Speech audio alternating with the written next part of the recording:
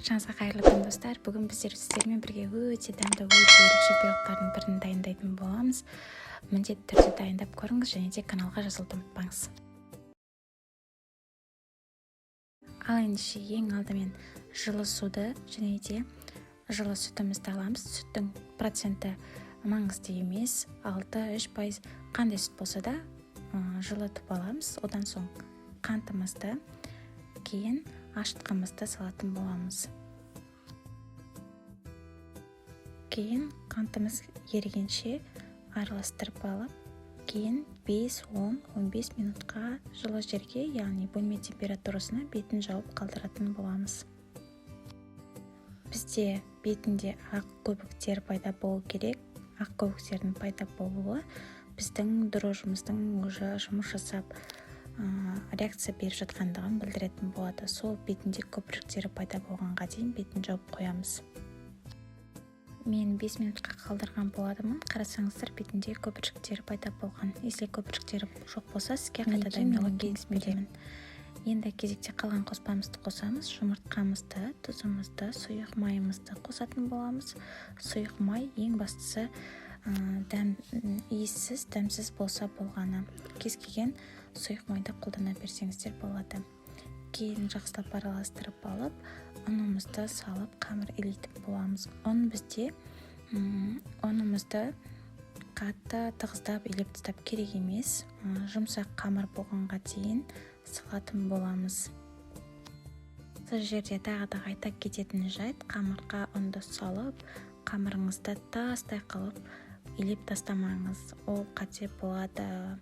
Қамыр өте жұмсақ, үлпілдек, нәзік болу керек. Соны естен шығармағандарыңыз дұрыс.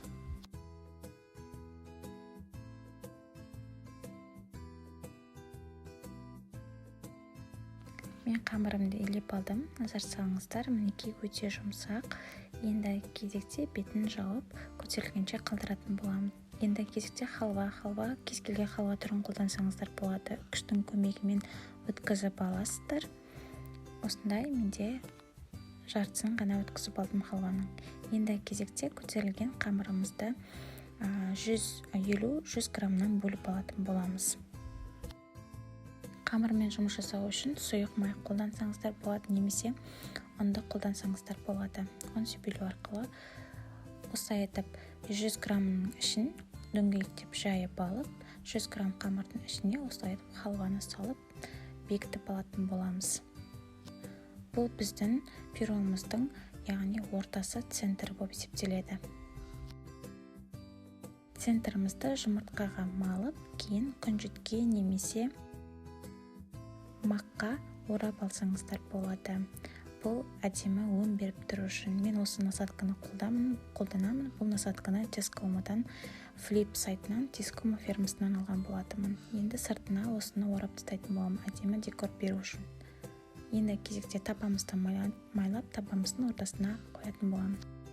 Енді кезекте қалған қамырымызды 2 бөлікке бөліп алдым. Бір бөлігін алып, осылай етіп, ұзындау етіп, оқтаудың көмегімен жұқалап жайып алдым.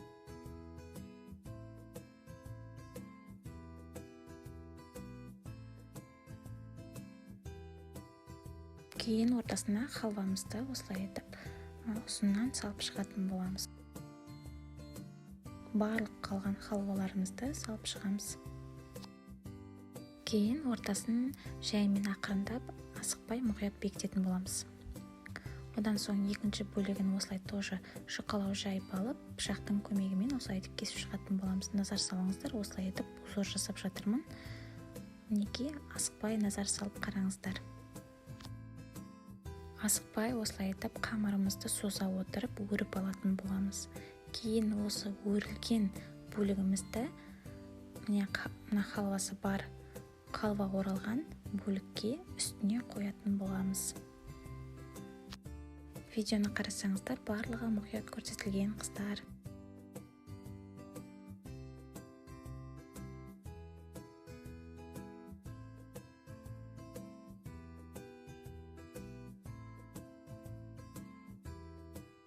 Жан жақтарын тегістеп алғаннан кейін, осы өрілген өрімімізді жаңа формамыздың ішіне салатын боламыз.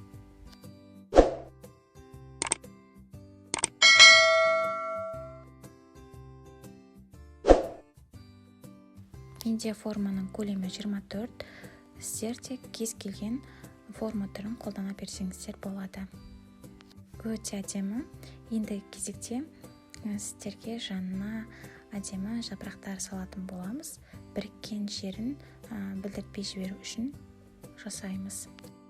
Жаңа менің сеткамнан қалған қамырлар болған. Сол қамырды кішкене бөлігін алып қалып, осылай етіп оқтаудың көмегімен жайып алып жатырмын. Кейін ортасына қант себелеп, әдемі жапырақтар жасап, тестамыздың бетіне, яғни пирогымыздың бетіне әдемі декор жасайтын боламыз.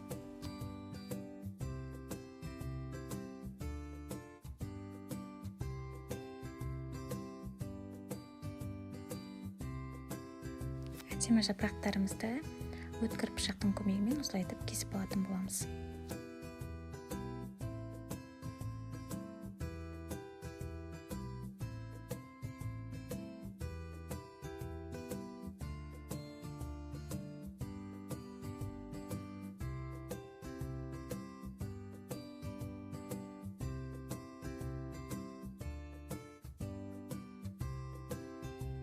Кейін жапырақтарымызды осылай біріккен жеріне, яғни пирогымыздың біріккен жеріне әдемілеп қойып шығатын боламыз. Өздеріңіздің қалауларыңыз бойынша бұл жерде бізде екі біріккен жерді көрсетпеу мақсатында әдемі декор ретінде қолданылған біздің декорымыз өте ерекше сән беріп тұрады менің ойымша.